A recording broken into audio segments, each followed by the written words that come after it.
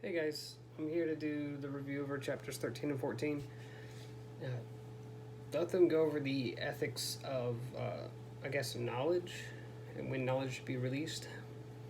Um, and like chapter 14 was like over like a murder case and a rape victim's case.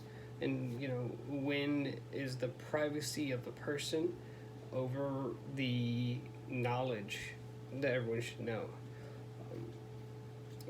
That one I can see being a real issue and a real ethical question for yourself, because on one hand you want the knowledge to convict the suspect,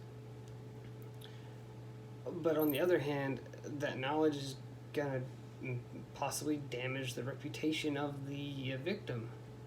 And so there's a lot of people out there who just don't want to come forward on things like this because um, it's their life.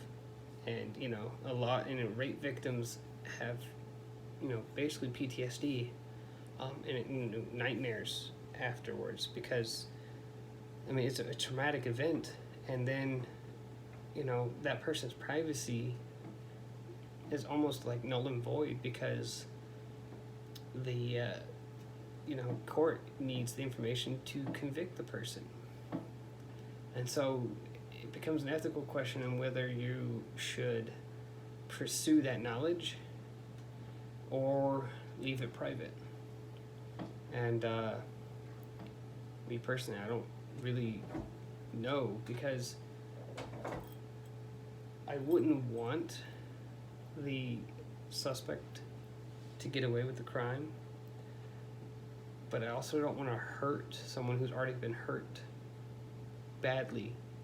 I don't want to extend that pain, onwards from the initial injury. But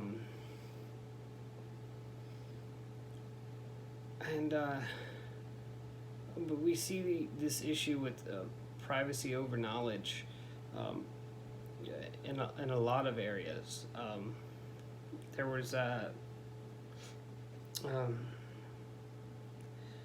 was a case, can't remember the name. Basically it was a matter of events that led up to this issue, and the problem is that they were hurt in an accident, but they didn't want to come forward. And this is a little different, but they didn't want to come forward because they knew that person as a friend, and it wasn't like a rape case or a murder case, but it was severe damage and injury. They didn't die, but they didn't want to come forward about it. And of course, looking at the evidence, the police saw this was a person who had no problem injuring someone else to that extent. It was bad, and the police wanted to pursue the suspect. However, the victim didn't want to come forward on it because that was their own personal privacy, and they didn't want that to be invaded. They didn't want them to know that was their friend or family member or whoever that did it. Another example, I actually know this person, but basically her sister, this person's sister, brutally murdered a woman and ripped the unborn child out of this pregnant woman, and then went to the hospital claiming it as hers. Of course, there was a lot of things that led up to this. We do know that she has mental issues.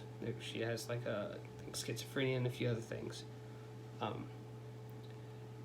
However, they wanted to make a film about it, and they came to the sister, person I know, to get, I guess, that inside scoop. And of course, she wanted to withhold that privacy to herself because the case had already been done.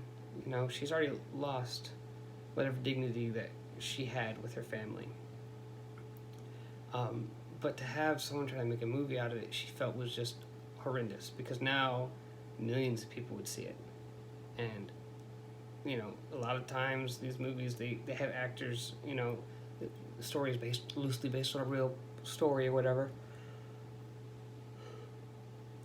But the fear of them using actual names hurt her, because she didn't want the rest of her family to be shunned by these people, by the masses, for this problem, this incident that happened within the family. So she chose to withhold that information. And I know it wasn't impeding on any legal things, but just that same concept of whether or not you should make a movie on it or report on it, So, and that's my summary.